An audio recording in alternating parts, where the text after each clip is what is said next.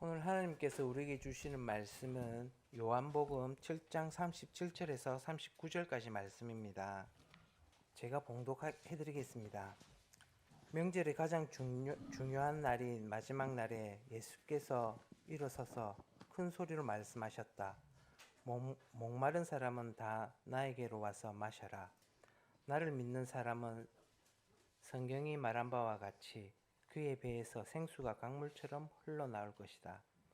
이것은 예수를 믿는 사람이 받게 될 성령을 가리켜서 하신 말씀이다.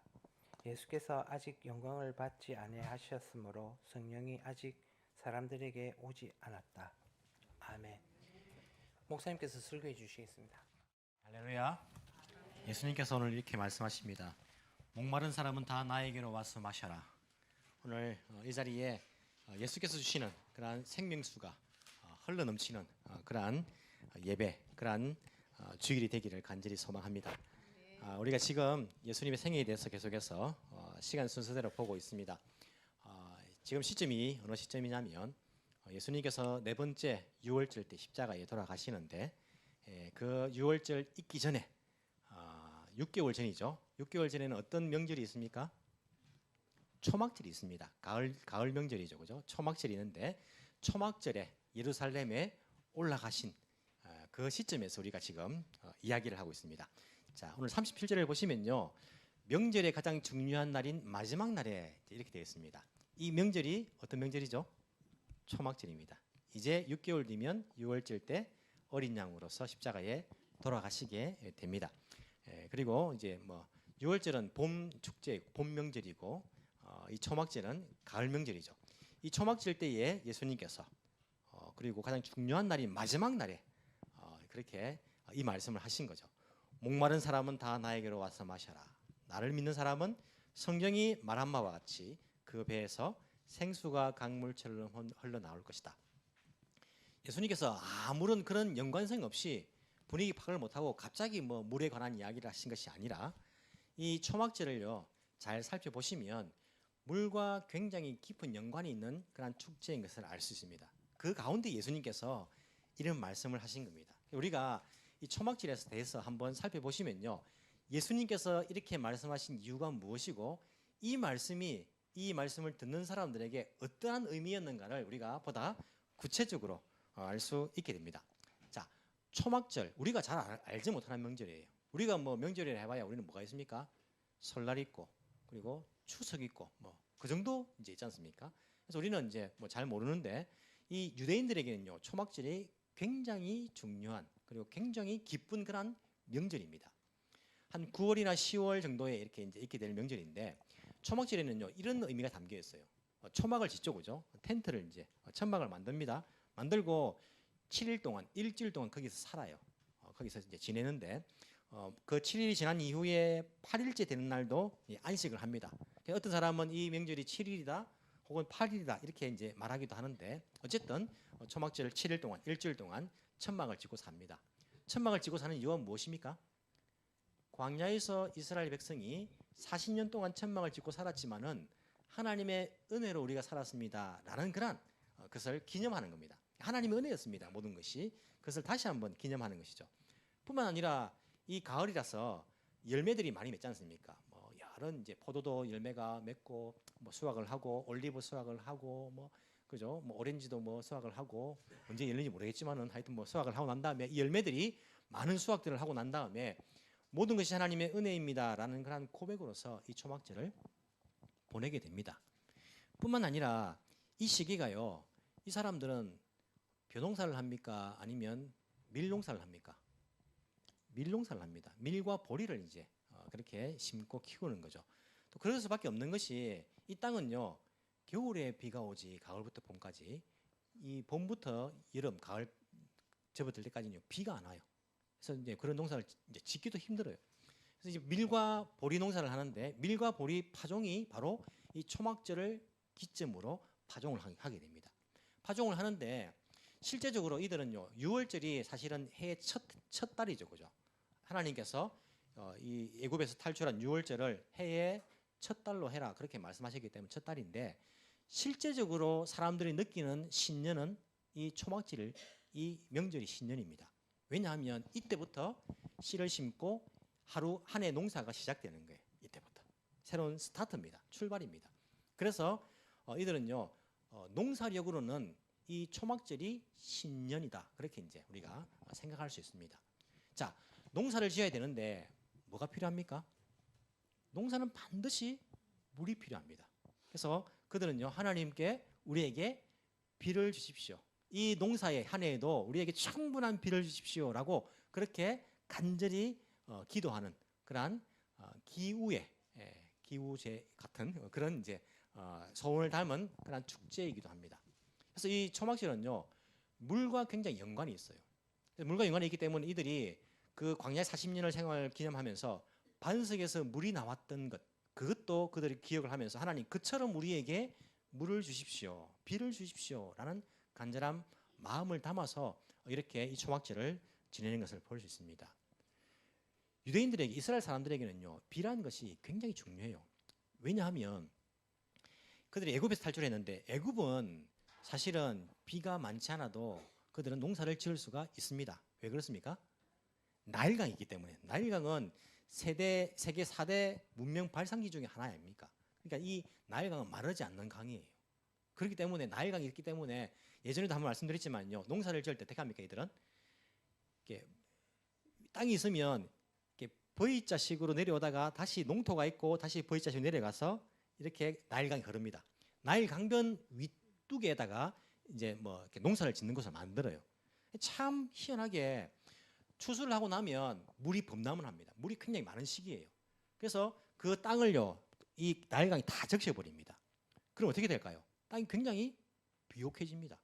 그러고 난 다음에 물이 쫙 빠지면 그때부터 농사 요시 땅입니다. 시작입니다. 나일강이 있으니까 애굽은요 농사를 잘 지을 수 있어요. 그들은 하늘을 보면서 비를 달라고 그렇게 기도해야 됩니까? 아니면 나일강을 보면서 물이 풍성하게 해달라고 기도해야 됩니까? 나일강이 그들에겐 신입니다. 나일강이 피로 변한 이유가 있습니다. 나일강이 애굽에겐 신이에요. 근데 이스라엘은 그렇지 않습니다. 이스라엘은 강이 뭐가 있습니까? 요단강. 이리 한번 가보십시오. 요단강이. 요단강 건너편은요 바로 앞에 보입니다. 건너편이.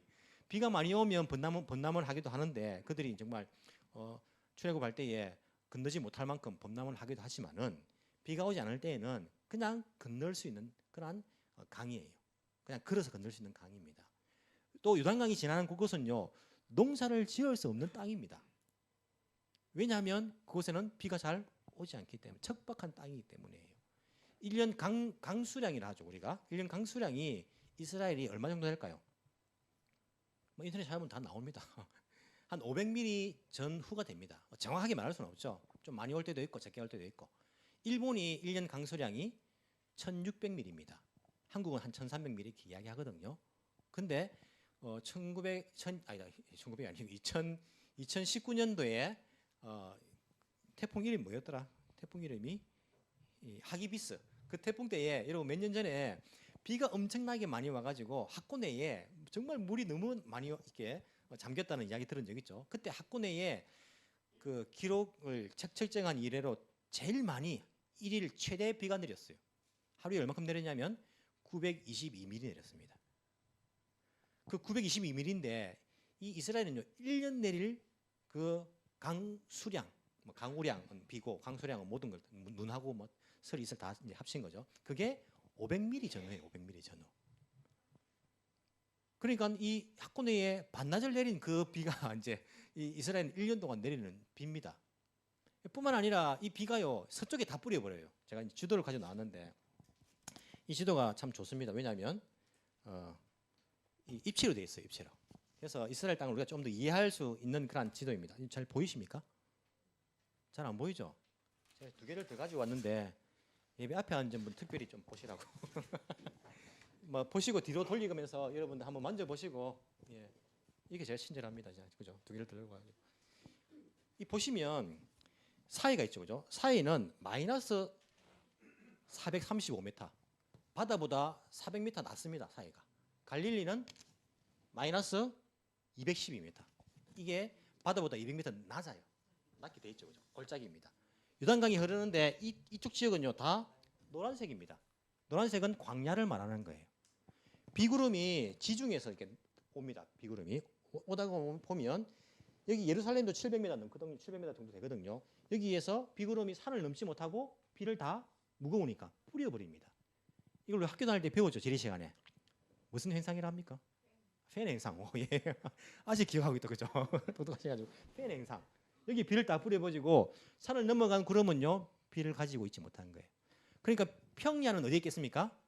다 서쪽에 있어요. 샤론 평야. 다 서쪽에 있어요. 서쪽에 있고 이 산을 넘어가서는 다 척박하게 노란색 광야입니다. 여러분 가보시면 척박합니다. 광야입니다. 농사를 지을 수가 없어요. 요단강 근처라도요.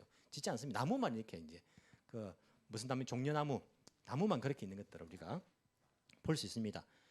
그래서 블레셋은 이제 평야 시대 있지 않습니까? 블레셋하고 구약 성경에 보시면 유다가 싸울 때에 블레셋이 뭐라고 말합니까?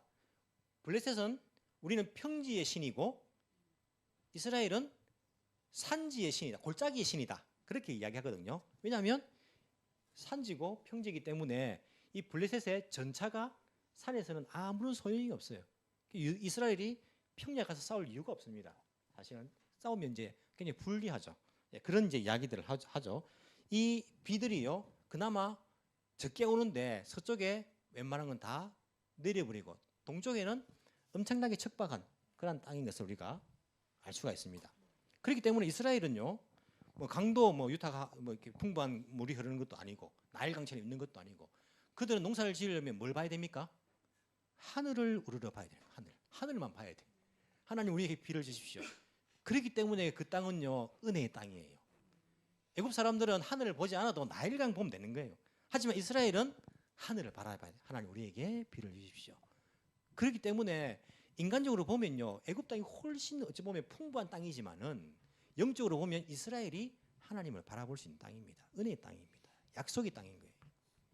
그 땅 가운데 비가 오지 않기 때문에 이들은 농사를 짓기 위해서는 하나님께 우리에게 비를 주십시오라고 그렇게 기도하며 하나님의 은혜를 바랄 수밖에 없습니다. 그런 이 물의 축제가 바로 초막절입니다. 그런 배경 가운데 예수님께서 생수에 관한 이야기, 생명수 강에 관한 그런 이야기를 하신 것들을 우리가 볼 수 있어요. 축제의 이름만 그런 것이 아니고 이 축제의 의식들도 물과 연관된 의식을 치릅니다. 7일 동안 치르는데 매일마다 동틀 때에 제사장들이 일어나서 금 주전자를 들고 어디로 가냐면 실로암으로 갑니다. 실로암은 밖에 있는 그 물이 동굴을 통해 지하 통굴을 통해 가지고 다 성 안으로 들어오는데 성에서 딱 마지막에 머무는 곳이 실로암이에요. 이 실로암에 가서 물을 한 주전자 뜹니다. 떠서는 이들이 그 주전자를 들고 이제 성전으로 나아가는 거예요. 제사장들이 성전으로 나아갈 때에 그 문 가운데 수문, 물의 문이라는 그 문이 있습니다. 수문을 통과할 때에 사람들은 그 구약에서 약속된 이사야 12장 3절의 말씀을 모두가 다 상기를 합니다.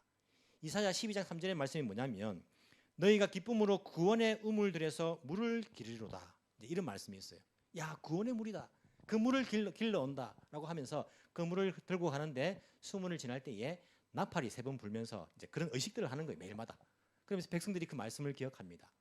그리고 성가대가 있는데 성가대가 시편 할렐 찬송, 할렐루야 찬양을 합니다. 시편 113편부터 118편까지를 찬양으로 불러요. 찬양으로.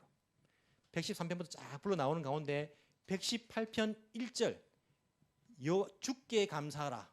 이 찬양이 나올 때는요. 이 백성들도 군중들도 다 함께 왼손에는 종려나무 가지를 들고 오른손에는 오렌지 열매를 들고 그들이 함께 합창을 합니다. 주께 감사하라. 3번 해요. 주께 감사하라. 주께 감사하라. 주께 감사하라.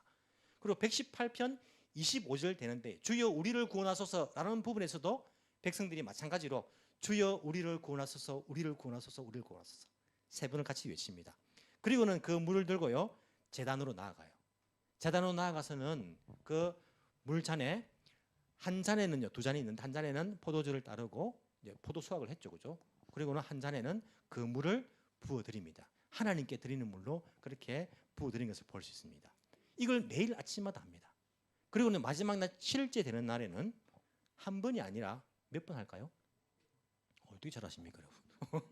예, 마지막 날에는 7번 이 의식을 치릅니다.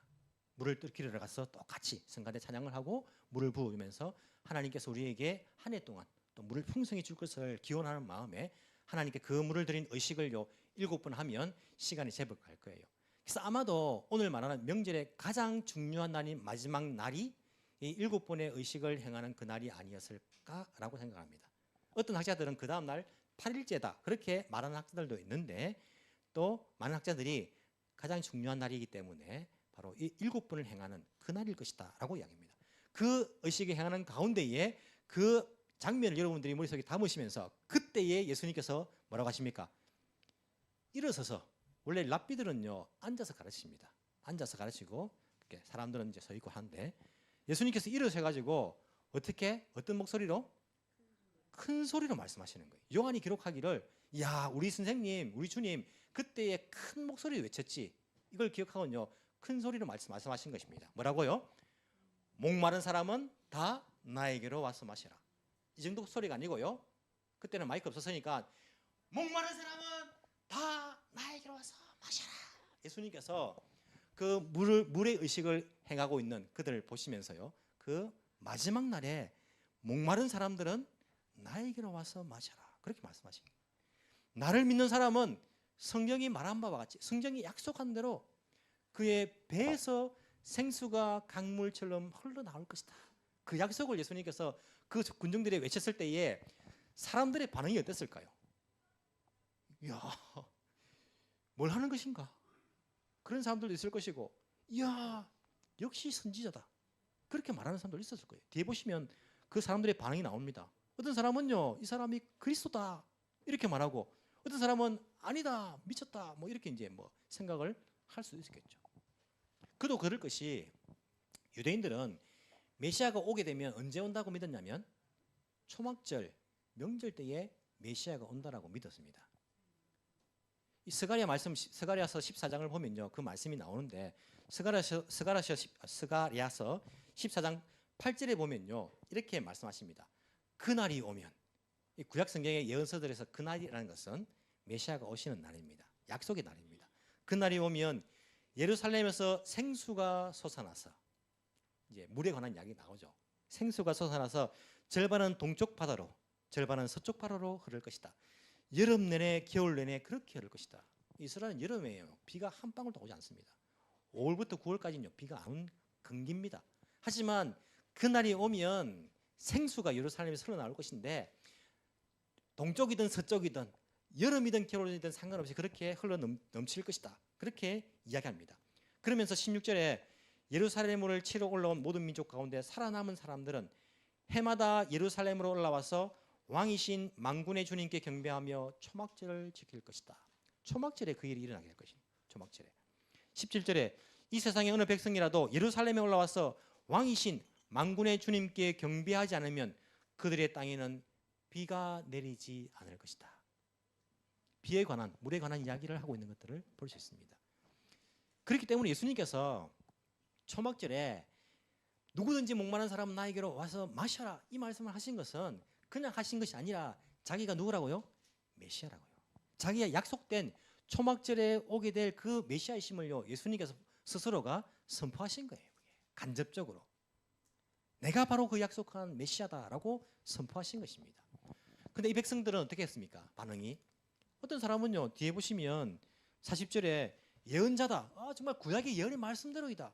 어떤 사람은 41절에 그리스도다, 약속된 그리스도다 그렇게 말하는 사람들도 있었지만은 예수님을 44절에 잡고자 하는 사람들도 있습니다. 예수님을 죽이려고 그렇게 한 사람들도 있었던 것을 45절 뒤에 보시면 우리가 볼 수 있습니다. 참 아이러니하지 않습니까? 여러분, 초막절의 주인공이 누구십니까? 예수님이세요. 예수님. 근데 이들은요 예수님을 어떻게 합니까? 거부하고 있는 거예요. 아니, 초막절의 주인이 예수님이신데 예수님을 제쳐놓고 자기들끼리 예배하고 기도하고 하고 있는 것입니다. 이게 말이 됩니까? 그들에게는요 인생의 그 목마름을 해결할 수 있는 그런 경험들은 할 수 없는 거예요. 왜? 아니, 인생의 그 목마름을 해결해 주시는 예수 그리스도를 그들이 거부하기 때문이에요. 예수 그리스도를 버리니까 그들은 예수님을 통한 인생의 참된 기쁨을, 만족을 얻을 수가 없는 것입니다. 유대인들의 문제가 무엇입니까? 예수님을 버렸다는 거예요. 예수님을 영접하지 않는다는 것입니다. 예수님을 자신들의 생명수로 받아들이지 않는다는 거예요. 그 광야에서 반석을 쳤을 때 물이 나왔을 때에 그 반석은 누굽니까? 예수 그리스도를 상징하는 거 아닙니까? 그 예수님을 거부하니까 인생에 참된 기쁨을 맛볼 수 없는 것입니다.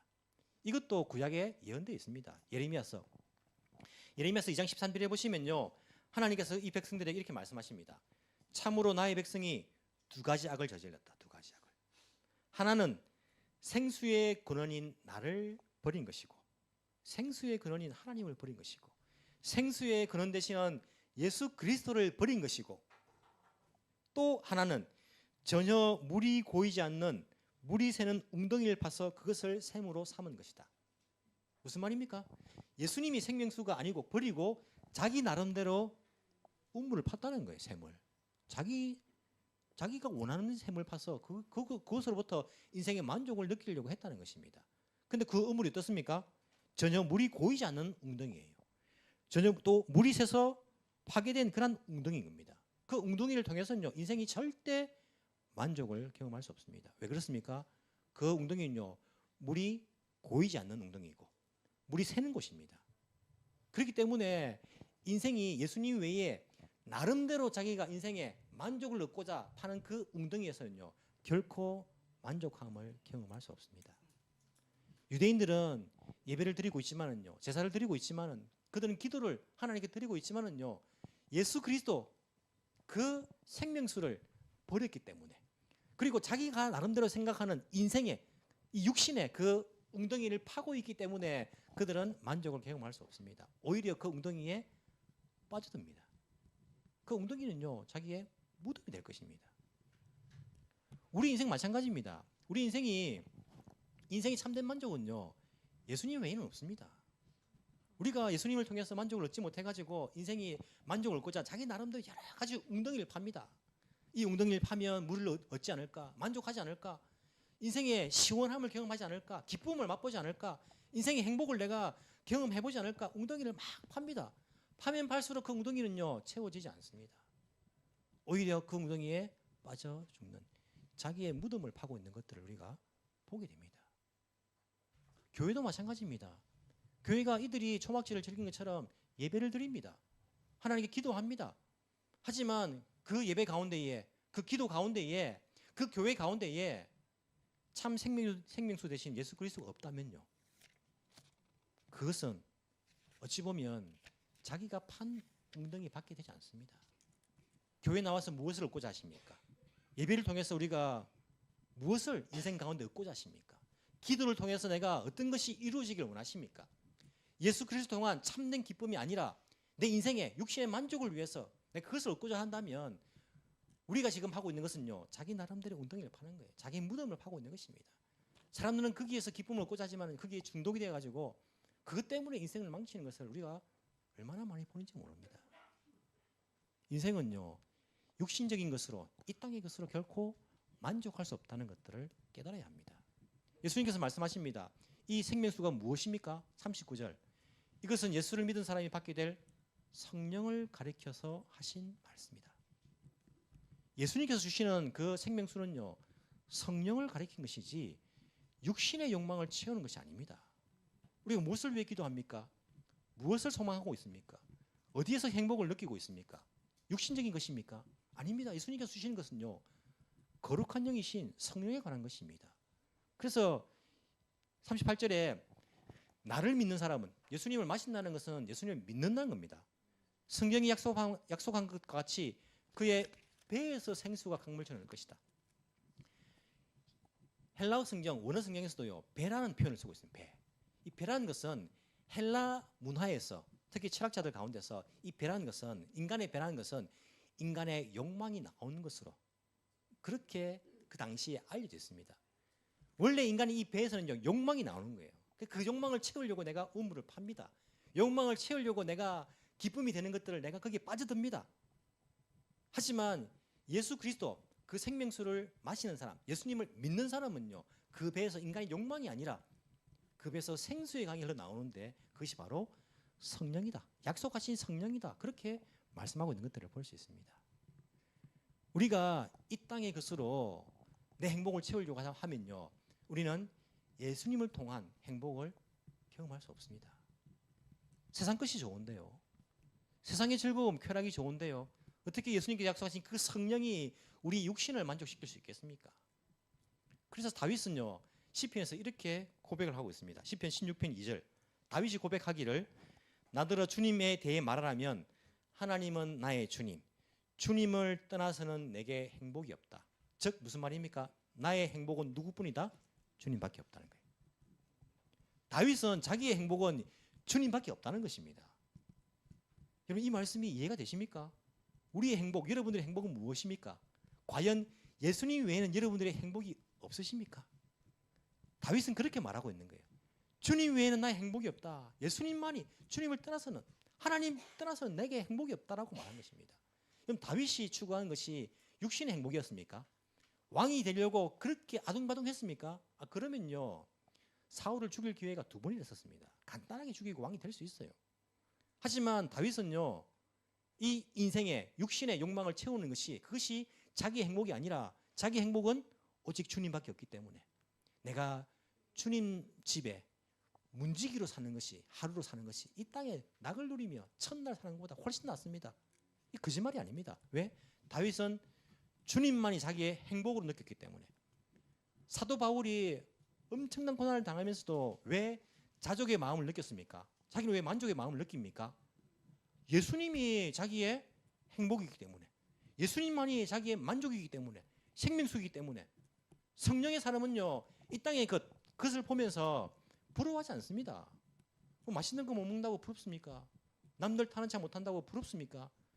예수님을 통해서 영적인 만족을 얻는 사람은요, 아무것도 아닙니다. 그거. 예수님만이 인생의 목마름을 채워줄 수 있는 참된 생명수가 되시는 것, 그것이 바로 성령이라는 것. 우리가 그런 깨달음이 있어야 할 것입니다. 성령으로 충만해지시길 바랍니다. 하지만요, 우리가 성령을 잘 모르잖아요. 성령에 충만하게 된 것이 어떤 것입니까?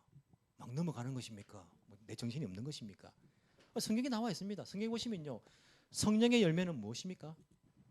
여러분, 성령에 충만한 것은 사랑이 충만하다는 거예요. 성령에 충만하게 된다는 것은요, 성령이 충만한 사람은요, 기쁨이 충만한 것입니다. 성령이 충만한 것은 그 안에 화평이 충만한 거예요. 사람들하고 싸우지 않습니다. 화평이 충만한 거예요. 성령이 충만하다는 것은 다른 사람에 대해서 오래 참는 것이 충만한 사람이에요. 참을 줄 아는 거예요. 쉽게 화를 내고 욱하고 이런 사람이 아니라 거기에 오래 참을 수 있는 사람이 성령이 충만한 것입니다. 뿐만 아니라 성령이 충만한 사람이 남을 도와주는 자비의 마음이 충만한 사람이에요. 불쌍히 여기는 마음입니다. 충성하는 마음입니다. 오늘은 충성했다가 내일은 또 뭐 삐져가지고 안 했다가 또 뭐 왔다 갔다 이게 아니라요. 성령이 충만한 것은 늘 마지막에 주의 나라를 위해, 주의 교회를 위해서 그렇게 충성하는 것입니다. 성령이 충만한 것은요, 절제하는 사람이에요. 자기 컨트롤하는 사람이에요. 육신의 욕망 따라 하고 싶은 대로 사는 거 아닙니다. 이게 성령이 충만한 것입니다. 이게 바로 예수 그리스도를 믿는 사람이 받는 복이다. 누릴 그런 성령이다라고 우리에게 말씀하고 있는 것입니다. 우리가 예수님이라는 그 생명수를 마신 사람들, 예수님을 구주로 고백한 사람들이 이 자리에 모인 거 아닙니까? 그러면 예배 가운데에, 우리 가운데에 그 성령이 충만한 거예요. 우리가 예배 드릴 때에 그 예수 사랑이 넘쳐나야 합니다. 이곳이 정말 그 성경에 작성된 그 기쁨을 맛보는 곳이 되어야 됩니다. 목장 모임 할 때에 성도들의 얼굴을 보면요, 이유는 알 수 없어요. 하지만 너무 사랑스러워요. 그렇습니까? 교회 오면 사랑하는 형제 자매를 보면요, 사랑스럽고 뭐 하나 또 막 주고 싶고, 보면 얼굴이 막 생글생글 막 기쁜 거예요. 그냥 기쁘고 즐겁고 잘해주고 싶고 도와주고 싶고 친절하게 하고 싶고, 내가 정말 충성을 다해가지고 이 교회를 섬기고 싶고 하나님 나라를 위해서 내가 더 일하고 싶고 막 이런 마음이 드는 겁니다. 이게 진정한 교회의 모습입니다.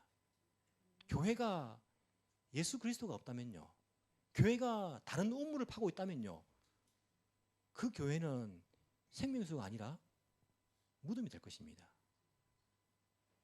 우리 교회가 모여서 예배하고 기도하고 하는데 여기에 예수 그리스도가 없으면요, 아무것도 아닙니다. 예수님 때문에 우리가 찬양하고 기쁘고 그 구원의 감격에 즐거워하고 기도하고, 주님 오늘도 우리에게 성령의 단비를 주십시오. 단비를 주십시오.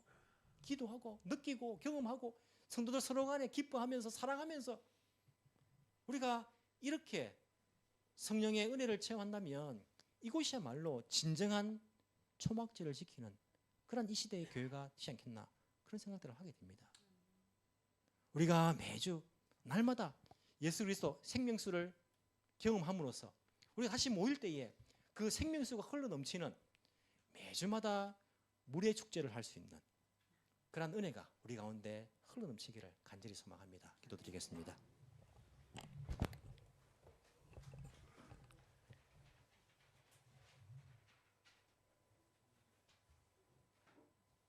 우리의 생명수 되시는 지금도 살아계신 하나님 아버지 감사합니다.